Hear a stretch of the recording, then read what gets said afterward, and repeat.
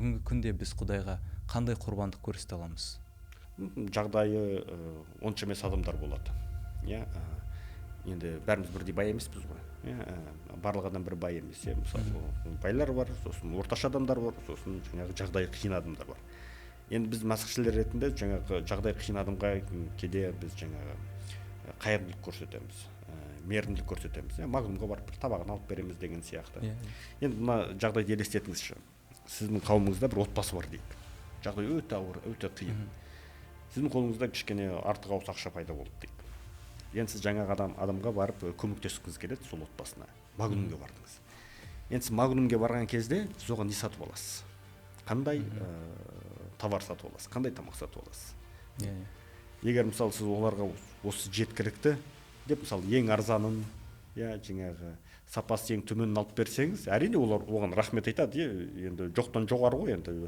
Бірақ не болса да. Бірақ егер сіз шын мәнінде Құдайды, Иса Мәсіхті сүйетін мәсіхші болсаңыз, сіз тіпті өзіңіз ала алмайтын, немесе өзіңіз жиі алмайтын ең қымбат, ең жақсы товарлардан бересіз оларға көмектіші.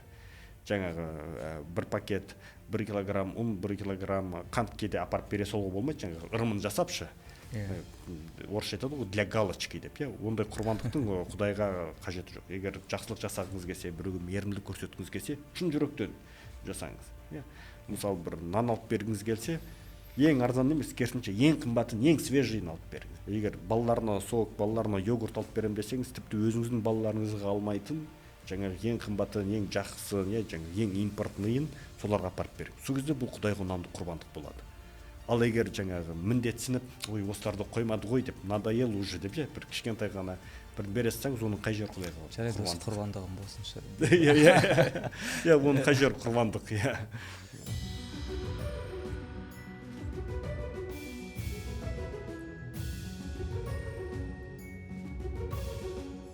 Сәлем достар, Киелі кітап подкаст каналына қош келдіңіздер.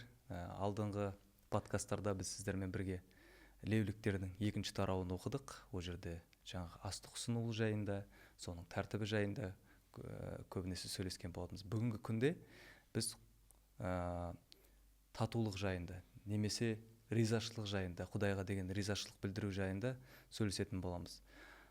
Кейбір кезде біз ойлаған кезде құрбандық деген кезде міндетті түрде күнәнің кешірілуі, сол үшін мен күнә жасадым, сол үшін құрбандық жасау керекпін деген ойлар келеді. Бүгінгі күнде сол ризашылық білдіру үшін де құрбандық Құдайға беруге болады екен.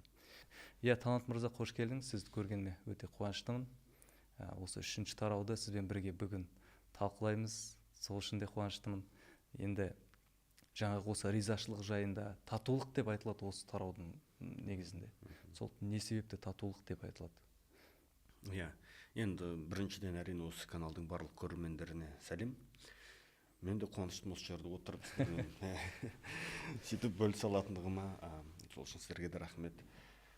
Енді татулық дегенде бұл бізде бәріміз білетін. Егер сіз кішкентай кезіңізден мәсіхші болсаңыз, осы кітапты оқып жүрген адам болсаңыз, қауымның мүшесі болсаңыз, кішкентай кезіңізден бастап, немесе қауымға келіп жүргеніңізге 1-2 жыл болып қалса, сіз мына сөзді естіген болуыңыз керек. Шалом деген. Шалом деген. Шалом, жаңағы тыныштық, бейбітшілік, татуласу. Осы ғой, осы сөз, осы 3-ші тараудың жаңағы басты сөзі, басты термині, басты ойы.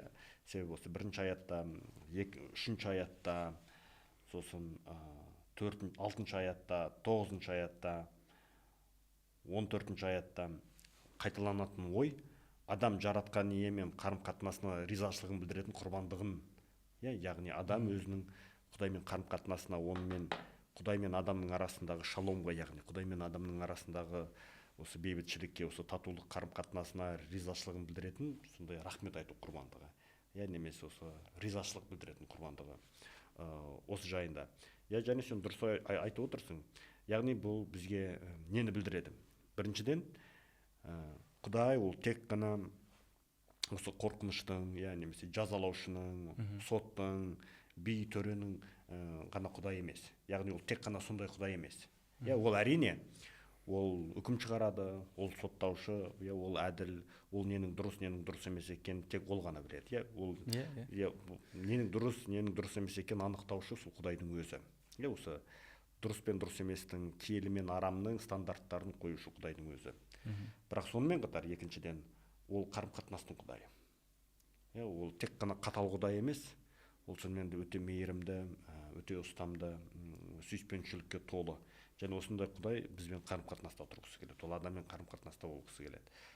Жай ғана қарым қатынаста емес, қарым қатынастың түрлері көп қой. Мысалы біз әріптестермен қарым қатынаста боламыз, біздегі жұмыстағы адамдармен ше.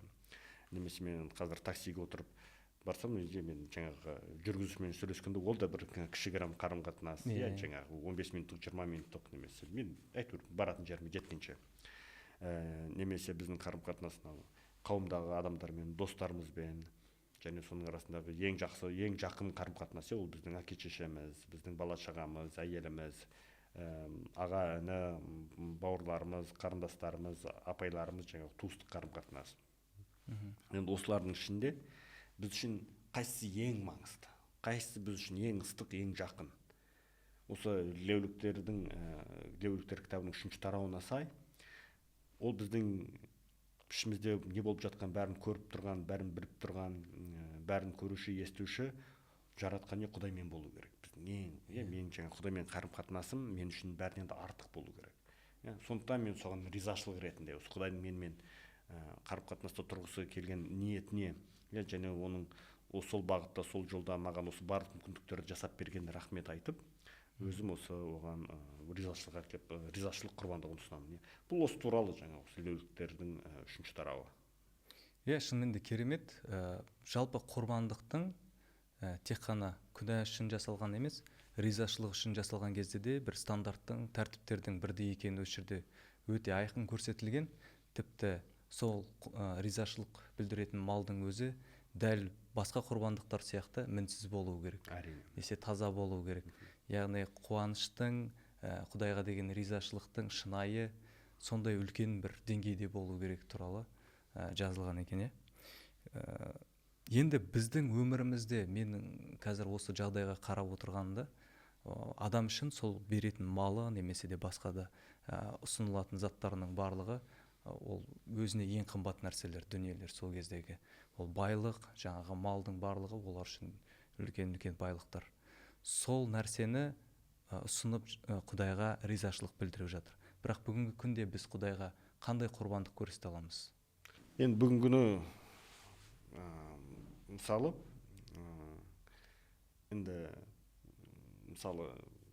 сен біреумен қарым қатынаста тұрсың дейік, сен сонымен мысалы оған ризашылық ретінде шын көңілден сен оған қандай сыйлық бересің?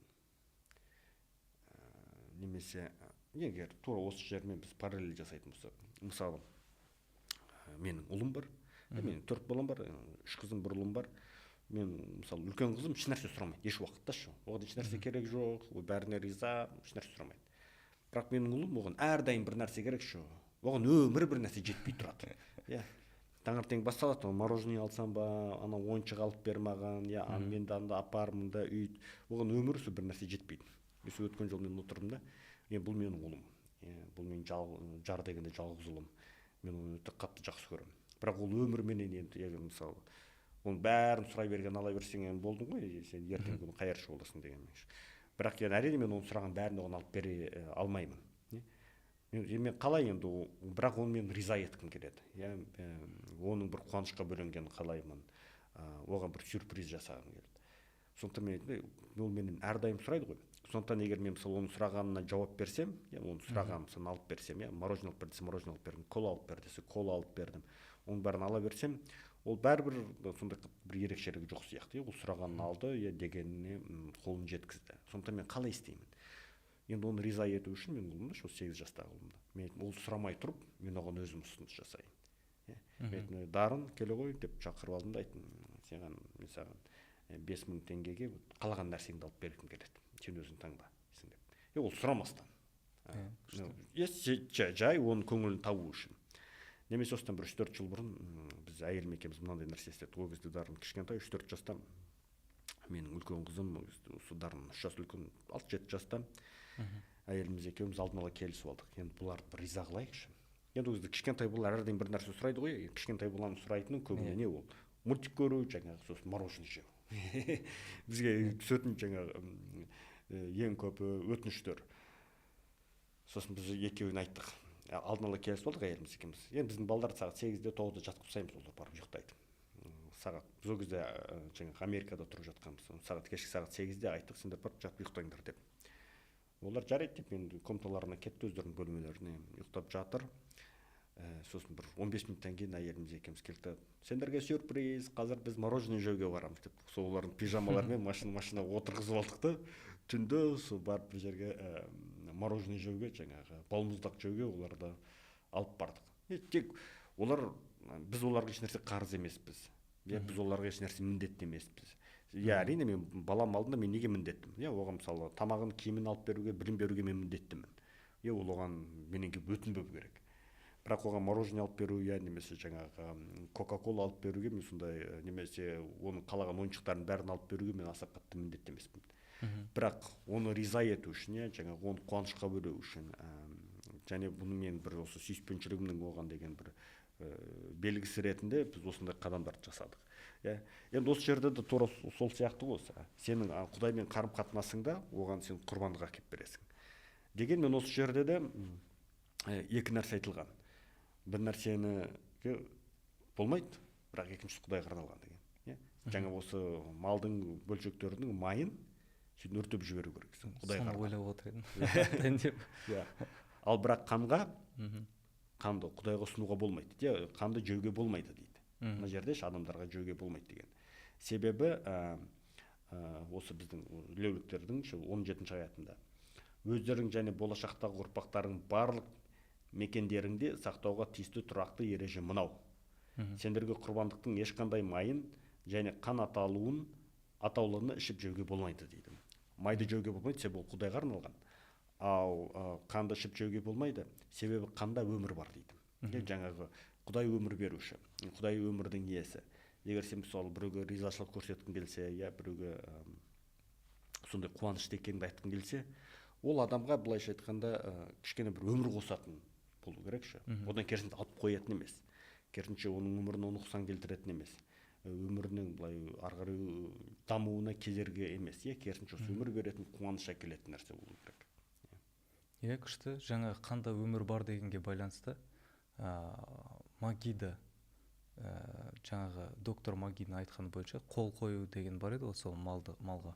Сол қол қойған кезде осы жаңағы құрбандықтың сол қанды құрбандықты айтқан кезде айтады да, мен де өлімге лайықтымын.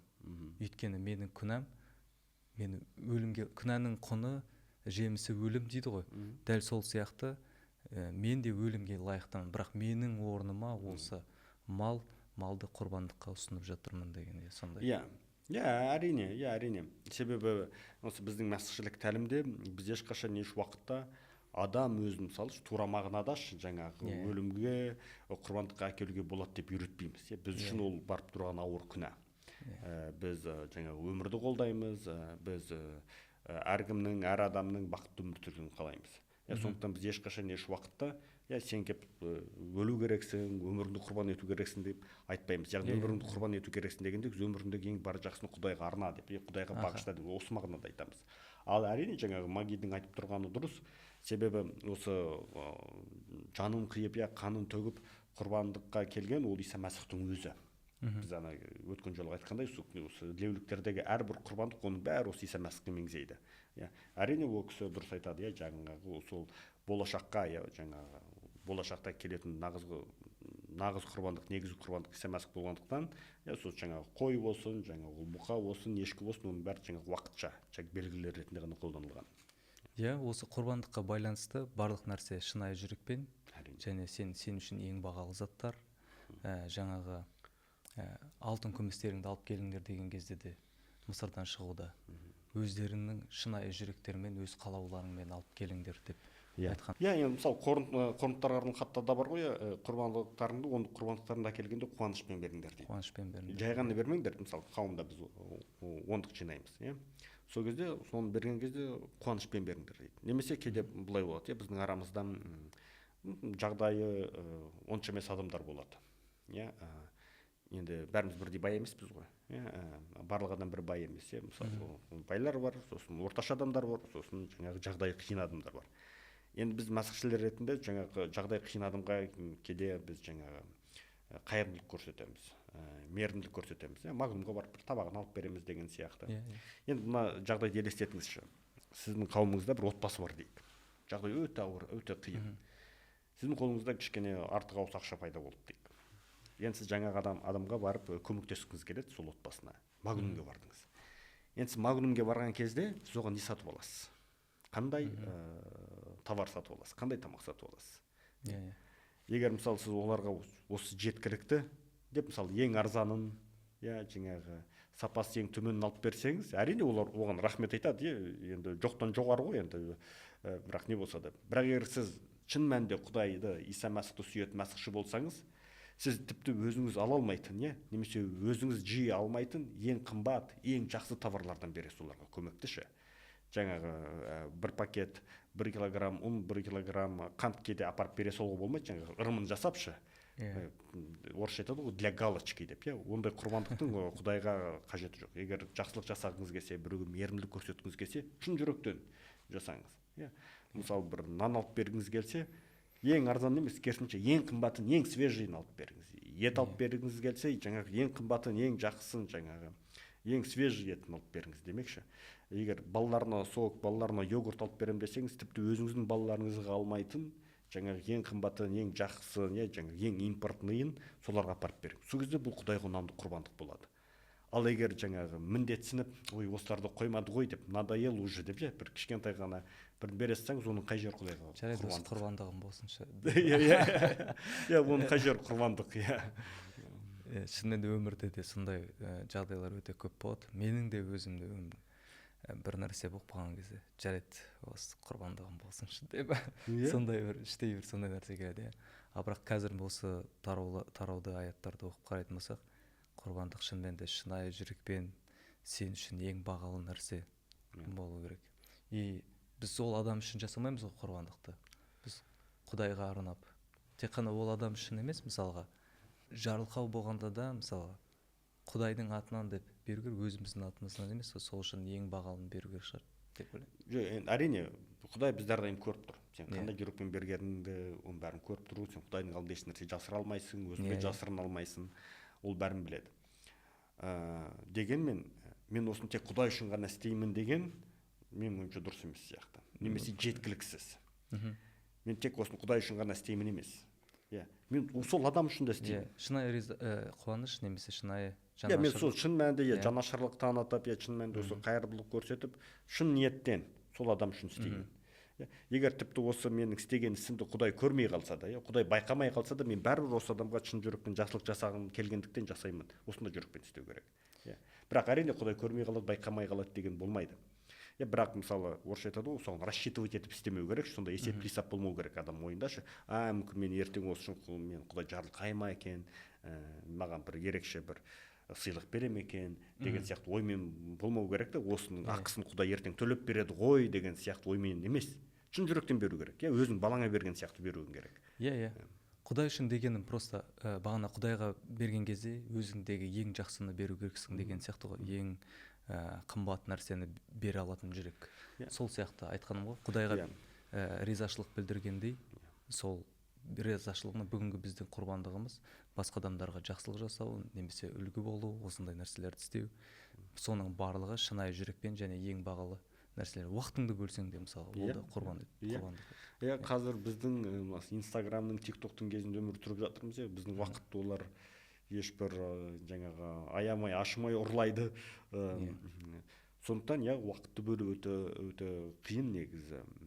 Кейде тіпті былай болады, біреуге ақша бергеннен гөрі уақытыңды бөліп, сол адаммен сөйлесіп, оны тыңдап отыру ол кейде қиынырақ болады. Ол жағынан өте қатты келісем.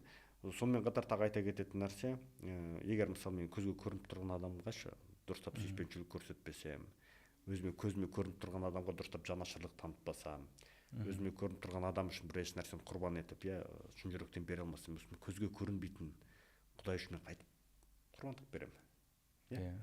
Менің киелілігім, менің тазалығым, немесе осы осы жолмен мен егер өзімнің бауырластарыма сүйіспеншілік көрсете алмасам, көзге көрінбейтін құдайға мен қайтіп сүйіспеншілік көрсетемін. Сондықтан бұнда ойлау керек, есте сақтау керек. Мен тек қана осы көзге көрінбейтін көкте тұрған құдайға ғана сүйіспеншілік істеймін, тек соның айтқандарымен ғана жүремін, тек соның алдында ғана адалмын, ал осы жер бетіндегі барлық адамдармен немесе солардың басым көпшілігімен менде қырғи қабақ конфликт болып жатса, бұл жаңағы таза біріншіден екіжүзділік, екіншіден қарапайым бәрімізге бұрыннан белгілі діншілдік, өтірік діншілдік, жалған діншілдік. Сондықтан ол адамға қараған кезде ол қаншалықты Құдаймен өмір сүріп жүр, қаншалықты ол оның басқа адамдармен қарым қатынасы қандай. Ол басқа адамдармен тату адам ба, әлде неме өзі жүрген жүрген жері шу ма, сондай ма? Соған да қарай салу керек. Егер оның жүрген жері бәрінен от, қырғын, конфликт артынан еріп жүрсе,